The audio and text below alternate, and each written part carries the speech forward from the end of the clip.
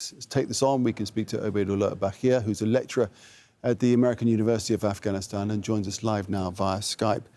So there's been a run of attacks, isn't there? This latest one, any thoughts about potential responsibility? Well, it's unfortunate. The killing continues, the fighting continues. One of the claims that the Taliban made was that they had brought peace to Afghanistan.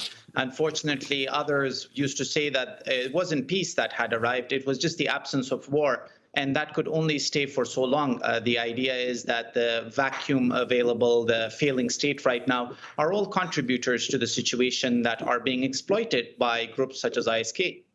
Yeah, so the Taliban say they've defeated ISIL, but it's not the case, is it?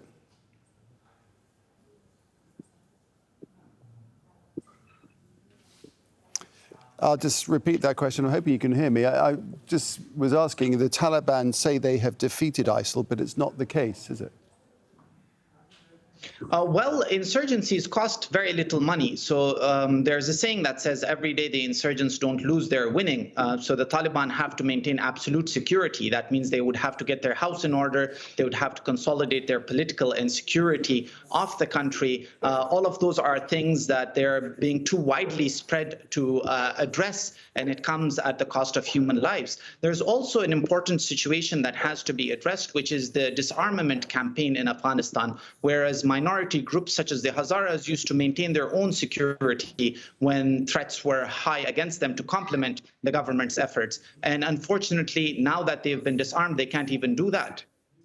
So given all of that, how hard will it be for the Taliban to get a grip on security? I mean, the Taliban have to stop self-sabotaging themselves. They have to stop underplaying the lives that are being lost. Only when a situation is accepted, acknowledged, can it be addressed. And that also includes improving its ties with the international community. They seem to have come really close to having some sort of de facto recognition until they stopped the school opening for girls, until they started introducing so many policies that interfere into the personal lives of Afghan people and taking away their liberties. So the international community and the Taliban really need to sit down together, make sure that the state isn't failing, that there's some sort of economy, there's some sort of communication, because a vacuum in Afghanistan, a security situation in Afghanistan is going to always spill over into the region and the globe as a whole. Well, I was going to say, so if they don't get a grip, what are the implications for the region and the rest of the world?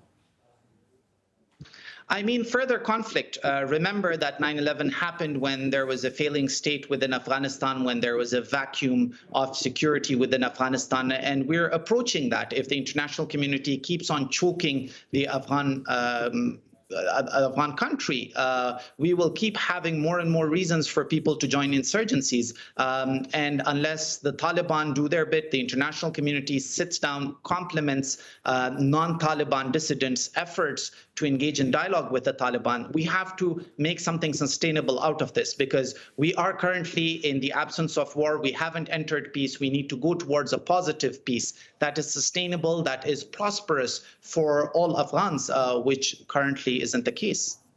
Obaidullah Bahir, we appreciate your time. Thanks very much. Thank you for having me.